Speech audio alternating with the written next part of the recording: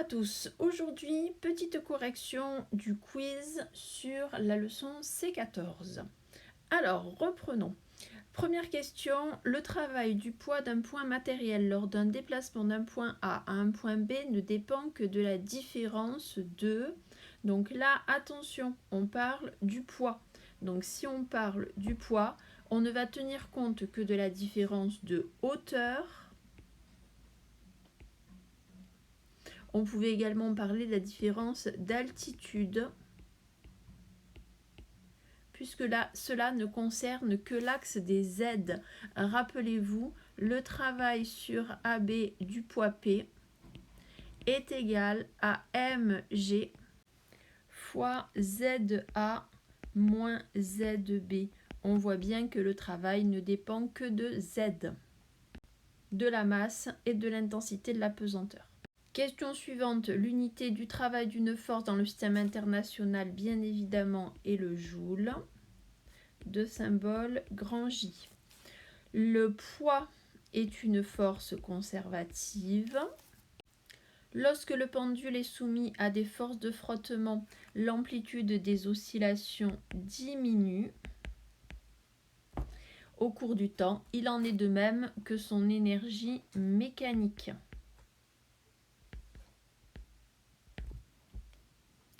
Le travail du poids d'un point matériel de masse M qui se déplace d'un point A à un point B dans un champ de pesanteur uniforme A pour expression, je l'ai écrit tout à l'heure, c'est l'option 2.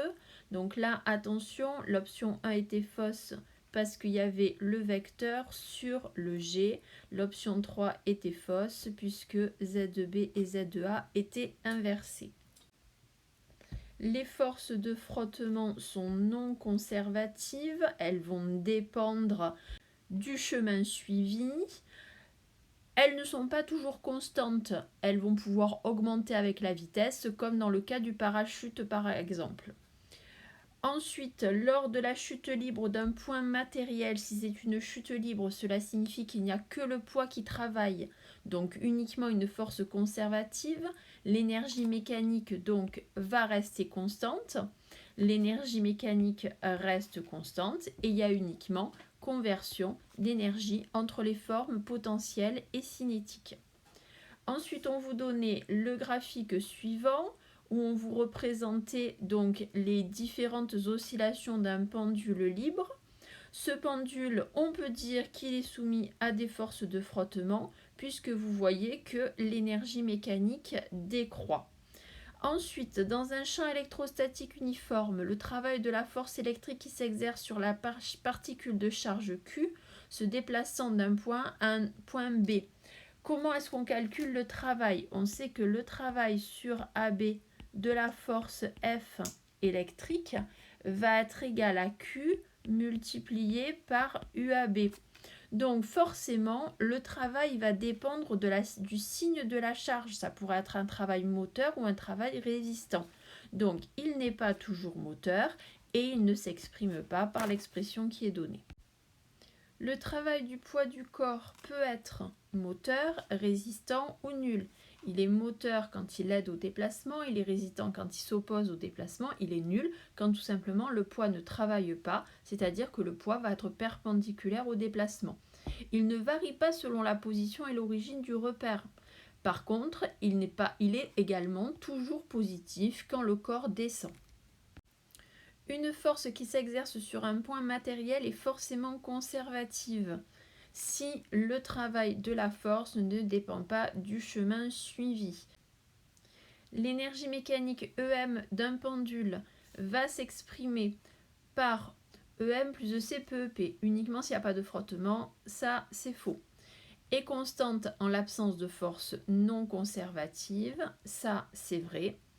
Et reste toujours constante que les oscillations soient amorties ou non amorties, c'est faux. Si elles sont amorties, l'énergie mécanique va diminuer.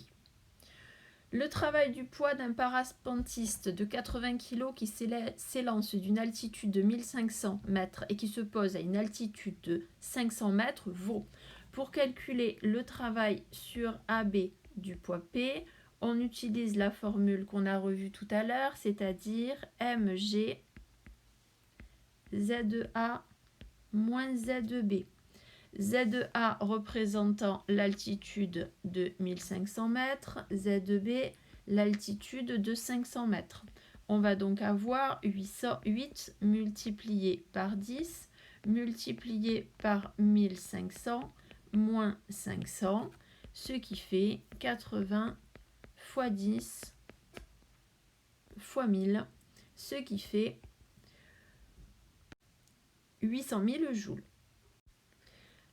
Passons maintenant au travail de la force électrostatique qui s'exerce sur une particule de charge Q se déplaçant d'un point A de potentiel VA vers un point B de potentiel VB.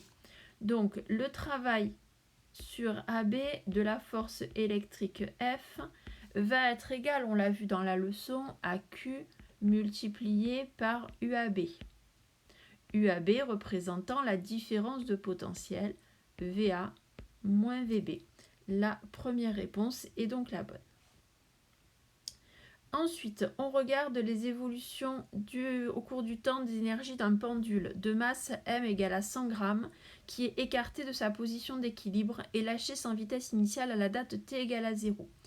On vous demande en premier comment sont représentées les énergies du pendule.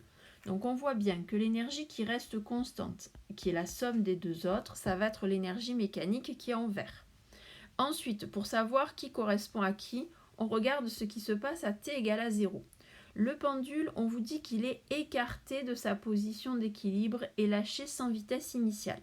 Ça veut dire forcément que l'énergie cinétique se trouve là, puisqu'à t égale à 0, l'énergie cinétique est nulle, comme il n'a pas de vitesse. Et en bleu, nous aurons donc l'énergie potentielle de pesanteur. Donc là, il fallait cocher EM en vert et EC en rouge. La date t est égale à 0,36 correspond au passage du pendule. Alors, on regarde la date 0,36, elle est ici. Sur cette date 0,36, on voit que EC est maximal. Si EC est maximal, ça veut dire que le pendule a sa vitesse maximale, ce qui correspond au passage par la position d'équilibre. Lorsque le pendule passe par sa position d'équilibre, sa vitesse vaut. Donc là, on reprend le graphe précédent, toujours, et on voit qu'à la position d'équilibre, c'est-à-dire à 0,36, l'énergie est égale à 30 millijoules. Donc si l'énergie est égale à 30 millijoules, on peut écrire que EC max est égal à 30 millijoules et EC max est égal à 1/2 de m Vmax au carré.